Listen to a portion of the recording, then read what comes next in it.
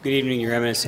A public policy question with regards to frozen human embryos. There are tens of thousands of human embryos frozen across the United States that we know of, either as a result of in vitro fertilization or experimentation from the scientific community. What should legislators and other elected officials do to address the frozen human embryos who are frozen and may be there in, for 10, 20, 30, 40 years to come? This is a more complicated and specific question, which a general practitioner like Cardenal Arinze may not be able to answer you immediately. If you are very interested, please write out for that, because this is a question of legislators. And then I will give it to our expert, Bishop Sgreccia in Rome. He is our expert on things touching life, and he can handle that. You know, there are many things that I do not know. I would be able to give a general answer, but I want that you get the very best and the most specific, so that they be not misled. And I'm in no way expert in that area.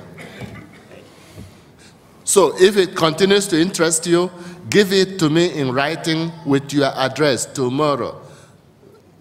Latest after Mass tomorrow.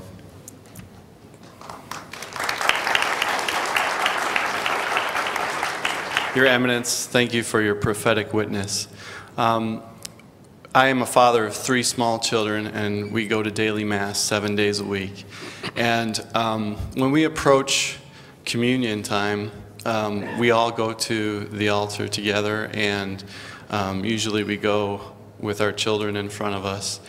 And recently, our local bishop has made a directive that parents should keep their children from approaching for a blessing in single file in the communion line. And it perplexed me a little bit, the directive, because it seemed to go against Jesus' directive of not to hinder the children to come to him. And also the priest's consecrated hands and his power to effect grace in a blessing upon a child. It seemed to contradict that as well. So I was just wondering what your opinion was on that directive. I know that there probably is no liturgical directive against that. There is no liturgical directive against that, and there is no liturgical directive in favor of that. None. Therefore, it is left to local practice. I would like you to know there are very few countries where that is done. United States is one, and perhaps Britain.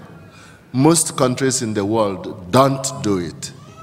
In most parts of the world, when it is time for Holy Communion, only those who de facto are coming to receive communion come forward. Nevertheless, there are some parts where a Protestant who knows he should not receive communion comes and gets a blessing. Or even a Catholic who knows he should not receive communion, we are not to ask him why, we are not God to judge the conscience, comes and gets a blessing. So it is done in some countries. We examined it in Rome when we wrote the document on the Holy Eucharist, Redemptionis Sacramentum, 4 years ago. We decided to say nothing about it in order to allow freedom to the diocese. Therefore, a bishop has the right to say, please don't do it this way or do it the other way. It is not a point worth fighting over. Therefore, follow the directive of the bishop on that point. That the children come to Christ to get his blessing, of course. The bishop would not have said, don't bring the child to the priest to bless at any time. I understand him as only saying, when it is time for Holy Communion, let it be only those who are coming to receive Holy Communion. Yes. And then just a practical follow-up to that, are we to leave our children then in the pew, or is, even small children in the pew at time of communion, or are we supposed to, because a lot of, aisles in churches, they're not wide enough to carry them by your side. So practically, it's even very complicated. A cardinal from the Vatican should not go legislating on a point like that. Okay.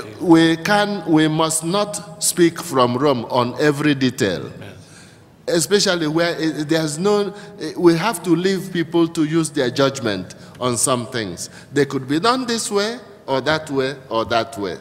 We leave people that freedom.